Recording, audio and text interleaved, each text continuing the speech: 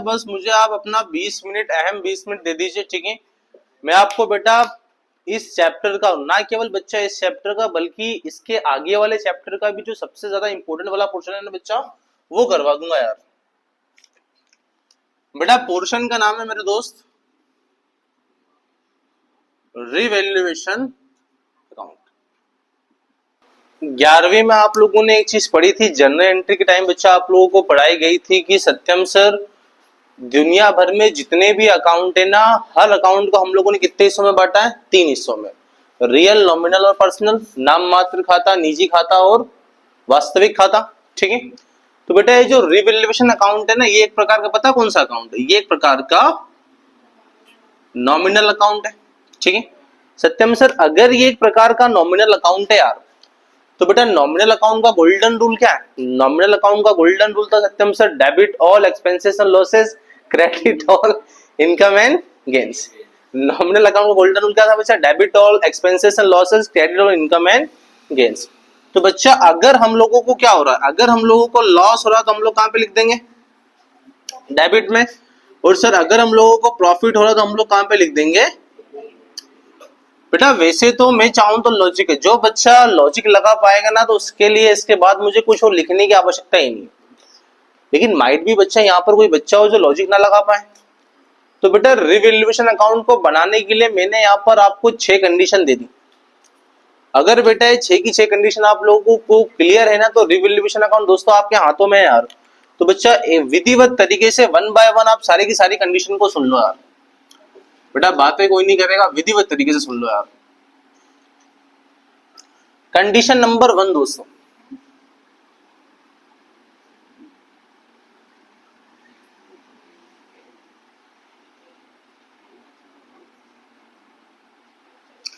बेटा increase in value of asset. बेटा asset तो मतलब आपको पता ही, एसेट मतलब होता है सत्यम से संपत्ति, ठीक है भाई। मान लीजिए बच्चा ध्यान से सुनिएगा, मान लीजिए कि हमारी एक एसेट थी, let us suppose for example land, जिसकी वैल्यू कितनी थी सत्यम से? जिसकी वैल्यू थी 1 लाख। एक संपत्ति थी जो कि जमीन, जिसकी वैल्यू 1 लाख है। सर बढ़कर उसकी वैल्यू कितनी होगी? उसकी वैल्यू होगी सत्यम सर कितनी? 1.5 लाख। तो आप लोग मुझे बताइए यहाँ पर जो एसेट की वैल्यू बढ़ी है 50,000 से, बच्चा ये हमारे लिए हमारा लॉस है कि हमारा प्रॉफिट है? सर हमारा प्रॉफिट है। इतना दिमाग तो सारे बच्चे लगा पा रहे हैं ना, क्या है हमारा प्रॉफिट है। यानी कि सत्यम सर यहाँ से एक चीज पता चल गई कि सर अगर प्रॉफिट है तो एंट्री कहां पर होगी? एंट्री होगी क्रेडिट साइड में। एंट्री कहां पर होगी? क्रेडिट में। तो सर यानी कि सत्यम सर जो increase in value of asset है, जो increase in value of asset है वो कहां पर आ जाएगा? वो बेटा आ जाएगा क्रेडिट साइड में। क्या आपको मेरी बातें क्लियर है? बिल्कुल सर। बेटा मैंने आपको बता दिया कंडीशन नंबर 2। कंडीशन नंबर 2 क्या बताया मैंने आपको? बताया decrease in value of asset. Decrease in value of, चलिए मान लीजिए दोस्तों एक फर्नीचर है, ठीक है, जो मैंने खरीदा था कितने का? 50,000 का। फर्नीचर कितने में खरीदा दोस्तों? 50,000 का। भैया फर्नीचर को यूज करा तो क्या 1 साल बाद उस फर्नीचर की वैल्यू दोस्तों 50,000 ही रहेगी? सर उसकी वैल्यू कम हो जाएगी। तो बेटा मान लीजिए उसकी वैल्यू गिरकर कितनी हो गई? 30,000। तो क्या मेरा बच्चा यहाँ पर दिमाग लगा रहा है कि यहाँ पर फर्नीचर क्या मेरी एसेट है, संपत्ति है? बिल्कुल है सर। उस संपत्ति की वैल्यू क्या हो रही है यहाँ पर? कम हो रही है। तो सर संपत्ति की वैल्यू घट जाने से यहाँ पर मुझको प्रॉफिट हो रहा है कि लॉस हो रहा है? लॉस हो रहा है सर। Very good. तो बच्चा अगर लॉस हो रहा है तो as per the rule of nominal account हम लोग उस लॉस को लिखेंगे यहाँ पर डेबिट में लिखेंगे, क्रेडिट में लिखेंगे? अच्छा डेबिट में लिखेंगे, ठीक है। यानी कि sir decrease in value of asset को हम लोग कहाँ लिखेंगे? Decrease in value of asset को हम लोग कहां पर लिखेंगे? डेबिट साइड में लिख देंगे। चलिए नंबर 3, कंडीशन नंबर 3 दोस्तों, फटाक से सुनते जाइए आप लोग, ठीक है। Increase in value of liability. Liability यानी कि बच्चा इसको हिंदी में अपन लोग बोलते हैं दायित्व। अगर मैं इसको बेसिक इसको समझा दूं ना बच्चा, तो फाइनेंशियली जितना भी पैसा हमें लोगों को पे करना है वो सारी हमारी क्या कहलाती है दोस्तों? In the point of accountancy वो हमारी कहलाती है लाइबिलिटी। भाई मुझे अगर आपको फाइनेंशियली 10,000 रुपीज पे करने हैं तो 10,000 रुपीज मेरी क्या है? लाइबिलिटी। क्लियर है बच्चा?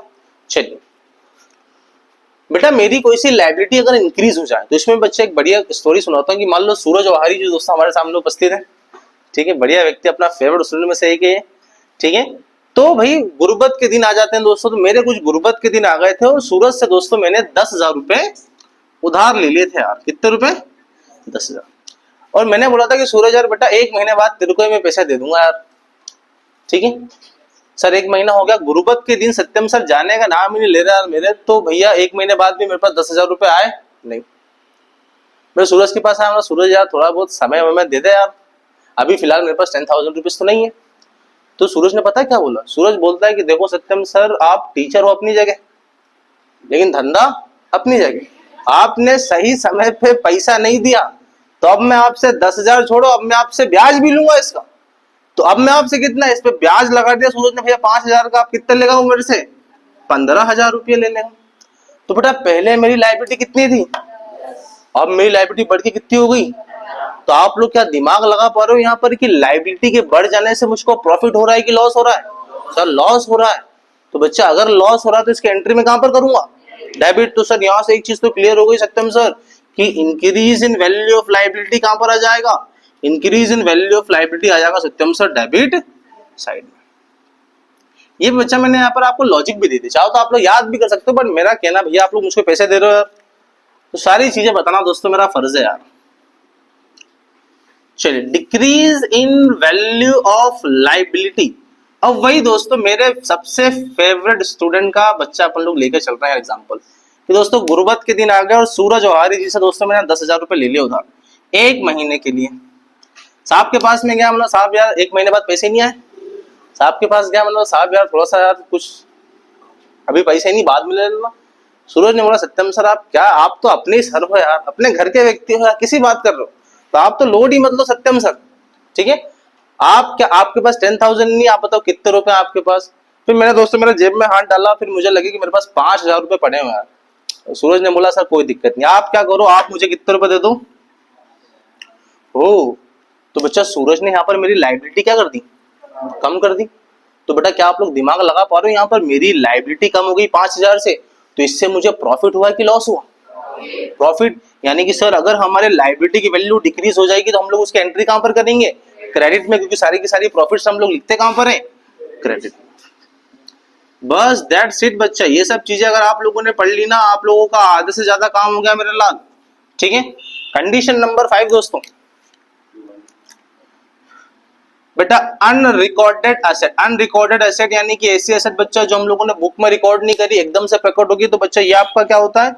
ये आपका होता है दोस्तों प्रॉफिट। तो हमेशा याद रखिएगा बच्चा, अनरिकॉर्डेड एसेट को आप लोग कहां पर लिख दोगे? अनरिकॉर्डेड एसेट को बच्चा हम लोग लिख देंगे क्रेडिट में, क्योंकि आपका प्रॉफिट है यार बच्चा। भाई एसेट रिकॉर्ड ही नहीं करी थी, एकदम से आगे सामने, यानी कि प्रॉफिट ही है, ठीक है। लास्ट बच्चा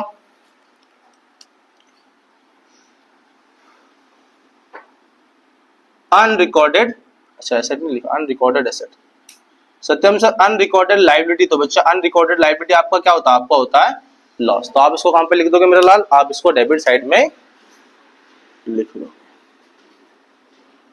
बेटा ये 6 कंडीशन अगर आप लोगों को लॉजिकल क्लियर है तो बहुत बढ़िया, ठीक है। और अगर किसी बच्चे को यहाँ पर मतलब वो बच्चा इतना ढूंढा है कि मतलब क्या ही बोल लूं कि सर उसको इतना बताने के बाद कोई दिक्कत वाली बात नहीं, किसी को अगर लॉजिकल बच्चा क्लियर नहीं भी होता तो विधिवत तरीके से घर जाना, आज एक बार इसको लॉजिकली देखना, फिर कल आके सवाल पूछना मुझसे। अगर तब भी लॉजिकली क्लियर नहीं होता तो बेटा कितनी कंडीशन, जुम्मा जुम्मा 6 कंडीशन है, रट डालो इसको। ये 6 कंडीशन अगर आप लोगों ने बेटा याद कर ली तो रिवैल्यूएशन अकाउंट में आपका नंबर कोई माइका लाल छीन ही नहीं सकता। क्या कंडीशन है सर? सर अगर हमारी एसेट की वैल्यू इंक्रीज हो तो कहां पर लिख देंगे? क्वेश्चन आपको मतलब अपन लोग न्यूमेरिकल सोल्व करेंगे, क्वेश्चन आपको बताएगा, भाई बिल्डिंग दे देगा वो आपको 10,000 की और बोल देगा बिल्डिंग की वैल्यू 10,000 से बढ़कर 15,000 हो गई। तो एक चीज तो आपको क्लियर होगा दोस्तों कि बिल्डिंग को आप लिखोगे कहां पे? बिल्डिंग को लिखेंगे सर हम लोग क्रेडिट साइड में, ठीक है। क्लियर है बच्चा?